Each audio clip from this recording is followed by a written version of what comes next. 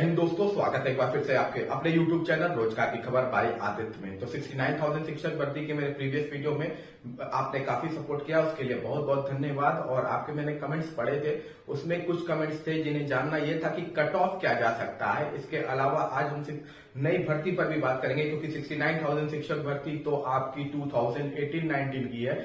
नई भर्ती कब तक आएगी इस पर भी हम डिस्कस करेंगे। और यूपी पीसीएस के मेंस के एप्लीकेशन फॉर्म से रिलेटेड भी अपडेट है, तो हम तीनों पे डिस्कस करेंगे। उससे पहले जो भी चैनल पर नए हैं, चैनल को लाइक और सब्सक्राइब जरूर कीजिए। चलिए चलते हैं वीडियो की ओर। तो यूपी पीसीएस के देखिए 15 अप्रैल तक एप्लीकेशन फॉर्म भरे जाएंगे मेंस के। तो जिनके प्रिलिमिनरी निकल गए वो मेंस के एप्लीकेशन फॉर्म 15 अप्रैल तक भरते हैं। इस फॉर्म को ऑनलाइन भरना है, उसके बाद इसका प्रिंट आउट निकाल के उसे बाय पोस्ट भेजना है। ठीक है, तो ये प्रोसेस है, तो जितनी जल्दी आप फॉर्म भर सकते हैं भरिए। लास्ट डेट 15 अप्रैल है आपकी, और एग्जामिनेशन आपका 23, 24, 25 अप्रैल के बीच में कंडक्ट कराया जाएगा। यूपी में जो सेंटर होंगे मेनली प्रयागराज होंगे या लखनऊ होंगे। ठीक है, अब चलिए चलते हैं 69,000 शिक्षक भर्ती की ओर। इसमें एक क्वेश्चन ये अराइज हुआ था कि आखिर केस हुआ किस बात पर था। केस हुआ किस बात पर था, कट ऑफ पे भी हम आएंगे, लेकिन केस हुआ किस बात पे था कि बाउथ हल्ला कि 19,000 घोटाला हुआ। 19,000 घोटाला, वो 19,000 घोटाला था क्या? तो वो 19,000 घोटाला को आपको जानने के लिए आप जब वहां कोर्ट का जो पूरा जजमेंट है उसमें आप जब जाके पढ़ेंगे तो वहां पे पेज नंबर 80 आप खोलेंगे, तो पेज नंबर 80 में आपको ये पॉइंट दिखेगा। ठीक है, 80वें पेज पे ये पॉइंट दिया हुआ है, ये बन के आया हुआ है। देखिए एक्चुअली में हुआ क्या था कि ओबीसी, एससी और एसटी में देखिए 28,000 टोटल कैंडिडेट थे। 28,978 कैंडिडेट थे। ये 28,978 कैंडिडेट जो एक्चुअली में अनरिजर्व कैटेगरी से ज्यादा नंबर पाए थे। मतलब जो ओवरऑल था ना उनका, सुपर टेट ले लीजिए प्लस एकेडमिक ले लीजिए, तो इतने बच्चे एक्चुअली में ज्यादा नंबर पाए थे। शेड्यूल कास्ट में ये संख्या थी 4,742 और एसटी में ये संख्या थी 52,000, यानी टोटल 33,772 लोग थे जो अनरिजर्व कैटेगरी से ज्यादा मार्क्स पाए हुए थे। ठीक है, अब यहाँ पे देख लीजिए एक्चुअली में सिलेक्शन किसका हुआ।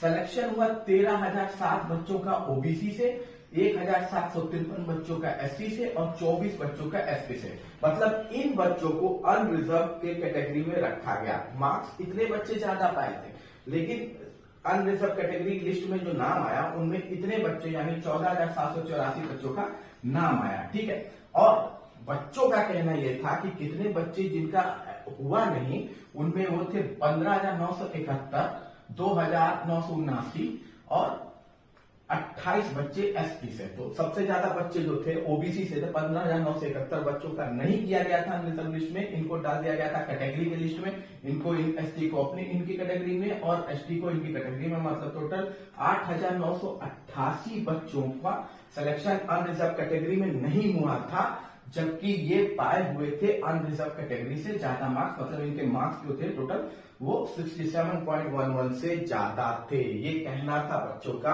और इसी पर केस हुआ था, और यही 19,000 जो घोटाला है वो इसी को कहा गया। 18,988 बच्चे जो है लगभग 19,000 के बराबर, उन्हीं पर पूरा ये केस था। इसीलिए बच्चे चले गए थे कोर्ट कि इतने बच्चों के साथ नाइंसाफी हुई है, ये बच्चे भी आपके अनरिजर्व लिस्ट में आने चाहिए थे।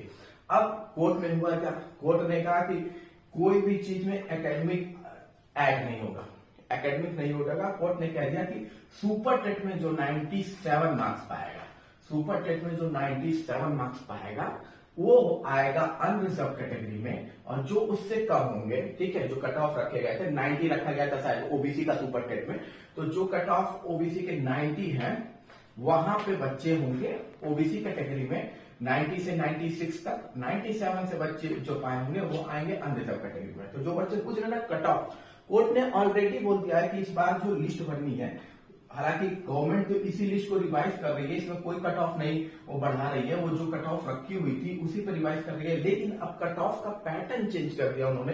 पैटर्न है कोर्ट के अनुसार आपको सुपर टेट के मार्क्स से लिस्ट बनानी है, जिसमें कोर्ट ने क्लियर कट कहा है कि जो 97 मार्क्स पहले था ना सुपर टेट का 97 मार्क्स जो इससे पहले वाली लिस्ट में ऐड किया गया था वही रहेगा। और अनरिजर्व कैटेगरी के बच्चे यहाँ पर 97 मार्क्स अगर पाए हुए हैं, चाहे वो ओबीसी कैटेगरी के हो, चाहे वो एससी कैटेगरी के हो, चाहे वो एसटी हो, चाहे अनरिजर्व हो, 97 मार्क्स पाए हैं तो वो अनरिजर्व कैटेगरी में सेलेक्ट होंगे।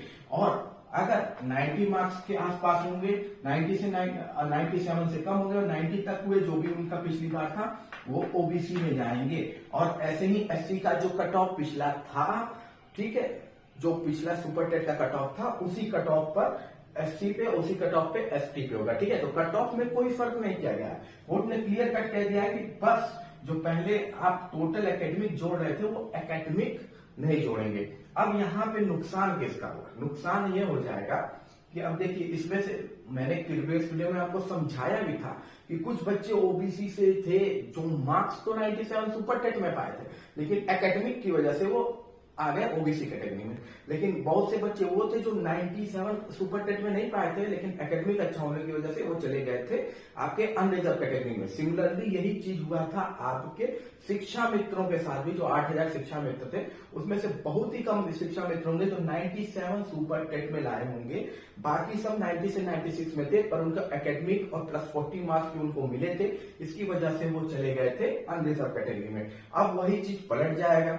जो बच्चे यहाँ ऑलरेडी ओबीसी के लिस्ट में है, एससी के लिस्ट में है, एसटी के लिस्ट में है, पर वो 97 मार्क्स पाए हैं सुपर टेट में।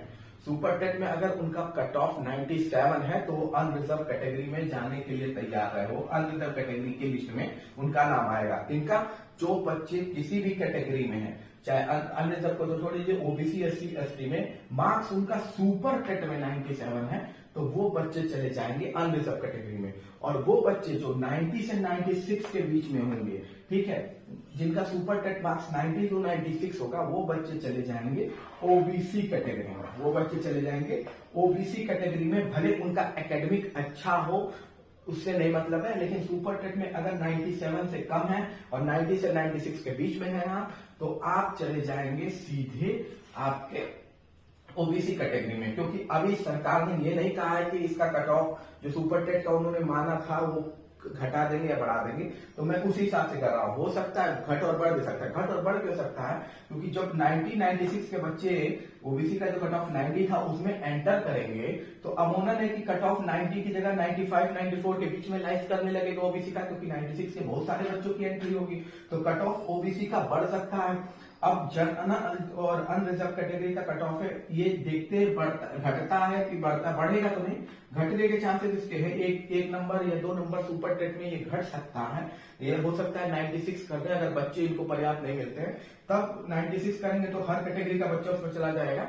लेकिन अभी फिलहाल जो कट ऑफ मान के चला जा रहा है वो 96 तो कोर्ट ने जो कहा है 97 होना ही चाहिए अनरिजर्व कैटेगरी के लिए सुपर टेट में। और 90 से जो कट ऑफ है 90 ओबीसी का, वो है फिलहाल सुपर टेट में, ये मान के चला जा रहा है ओबीसी कैटेगरी के लिए। अब यही बच्चे जो ट्रांसफर होने वाले हैं, क्लियर कट बता दूं, 97 जिनके मार्क्स हैं जो अलग अलग कैटेगरी में सेलेक्ट हुए थे अब तक और सुपर टेट में 97 पाए थे, तो वो आ जाएंगे अनरिजर्व कैटेगरी में। जो उससे कम है वो आ जाएंगे ओबीसी में, वो वैसे ही उससे कम वाले आ जाएंगे एससी में। ठीक है, जो शिक्षा मित्र 97 पाए हुए सुपर टेट में वो अनरिजर्व लिस्ट में होंगे, 97 से कम होंगे तो वो आएंगे ओबीसी में। ठीक है, ओबीसी में। अगर एससी के हैं तो एससी में। तो ये इस हिसाब से जारी की गई हुई लिस्ट है।